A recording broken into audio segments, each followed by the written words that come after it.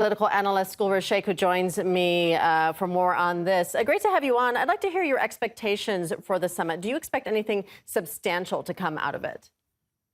Yes, we want consensus, and we want consensus in the New Delhi Declaration of G20, and it will cover a wide range of issues like global recovery from the COVID-19 pandemic, the climate change issues, the substantial development, the digital transformation, trade and investment, health and education, and international cooperation. We will also like to make internet protocols for the states, and we are working for that. Though I think the China will resist that, but we are working upon it. And as far as India is concerned, India is always for more representation to the global south, and particularly the African nations in the multilateral institutions, be it United Nations or other bodies of United Nations or other institutions like G20.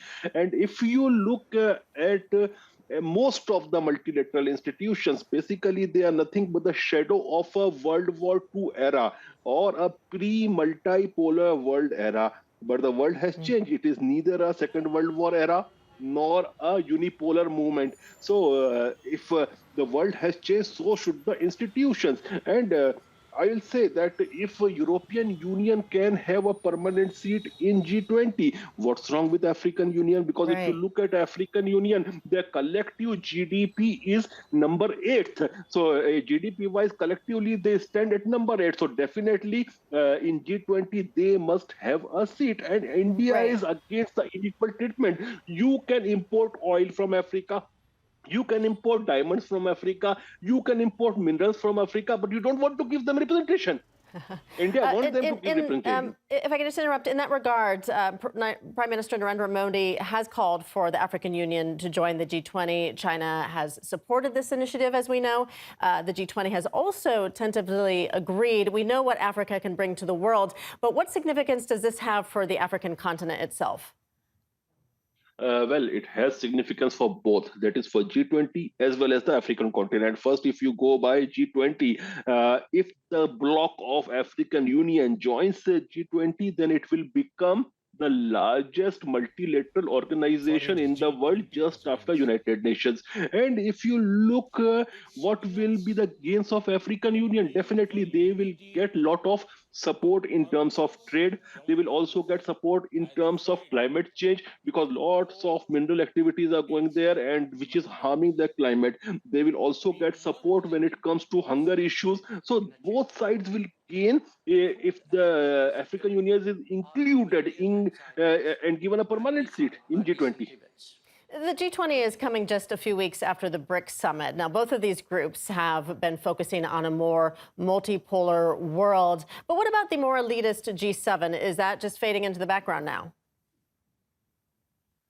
Remember one thing: if you are inclusive as a person or as a group or as an organization, you will definitely rise. But you are exclusive, then you are going to go down.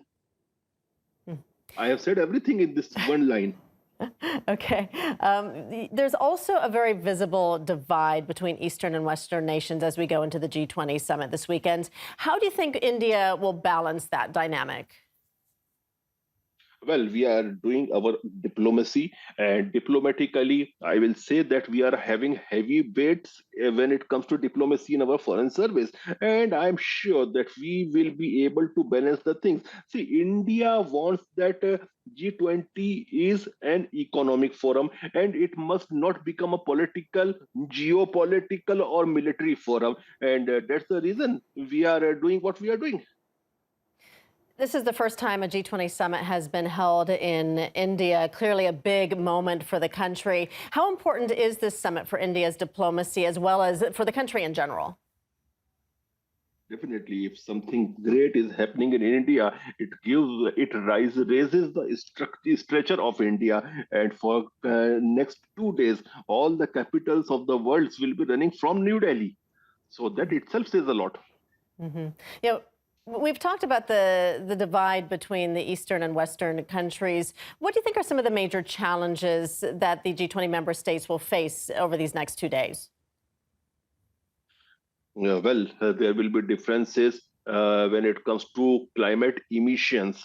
And because many of the countries have not fulfilled their promises which they did in the Paris Accord, then I think China will also oppose some of the things which we want on the internet protocols related to human rights, related to how state must act, because digital transformation throughout the world is taking place. And the elephant in the room definitely is Ukraine, Ukraine, Ukraine. Western Bloc will try their level best to bring in Ukraine, and definitely Russia will resist it.